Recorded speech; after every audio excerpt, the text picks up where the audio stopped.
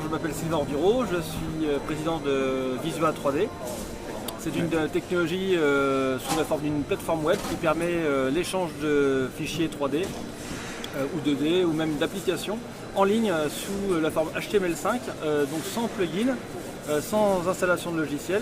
Ça marche sur donc, iPhone, Android, Windows 8 et ça donne aussi l'opportunité de pouvoir imprimer certains modèles. Donc ici on a des modèles dans différentes matières.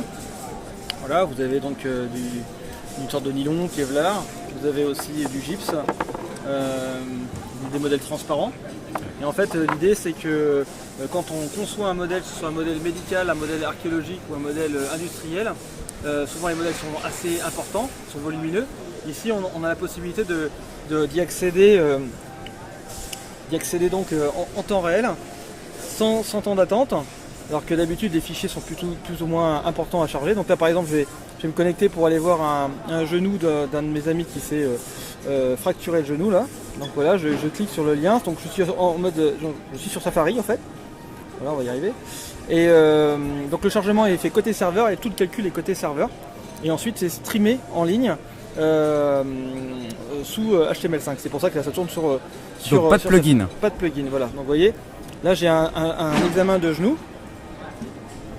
Et donc ce genou là par exemple, la résolution elle est de 75 microns. Ce qui veut dire que j'ai une résolution qui est extrêmement fine. Je peux donc rentrer dans le genou, vous voyez. Voilà, on a un Wi-Fi qui est un peu spécial ici au salon, mais ça dit voilà, on a une finesse assez importante et je peux donc aussi imprimer ce modèle pour préparer la chirurgie ou pour communiquer avec le patient. Donc les cas d'utilisation, c'est quoi? Alors, on a le médical pour le clinique, on a le médical aussi pour tout ce qui est éducation. On est présent dans beaucoup d'universités de médecine pour préparer les étudiants. Par exemple, prenez un modèle comme celui-ci pour s'entraîner sur l'extraction osseuse ou placer des implants et ne pas toucher à la fonte sinusale. C'est un modèle qui vaut à peu près 25 $, alors que travailler sur un cadavre, la résolution elle est un peu passée puisque souvent ce sont des personnes assez âgées, il y a des problèmes bactériels.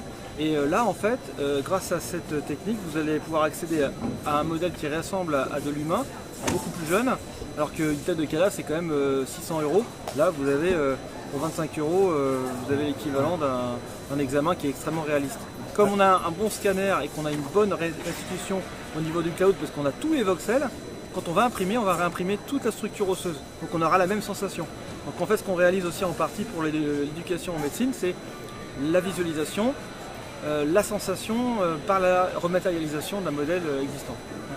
Alors qu'est-ce que tu recherches ici en venant à San José à la conférence NVIDIA? Alors ça fait depuis le début qu'on est ici, donc ça fait quelques années.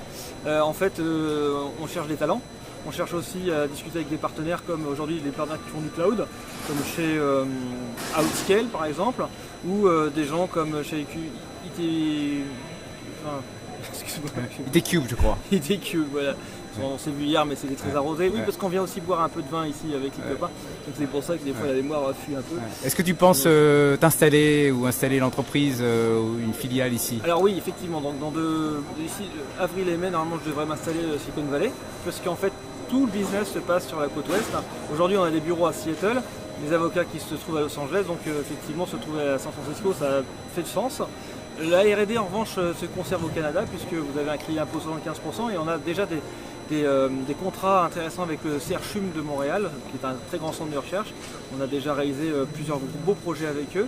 Et ensuite, on a un laboratoire à Paris qui permet aussi de travailler avec les institutions publiques comme le Louvre, le Quai Branly, et les universités et les hôpitaux comme Cochin, Necker, Pompidou, qui sont à Paris 5. Voilà.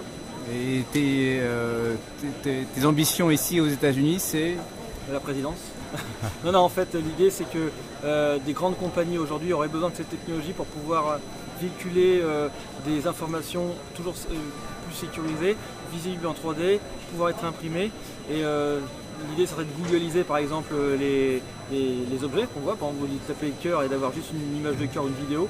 Là, vous accédez directement à un vrai modèle, accessible en 5 secondes comme vous l'avez vu, et aussi imprimable.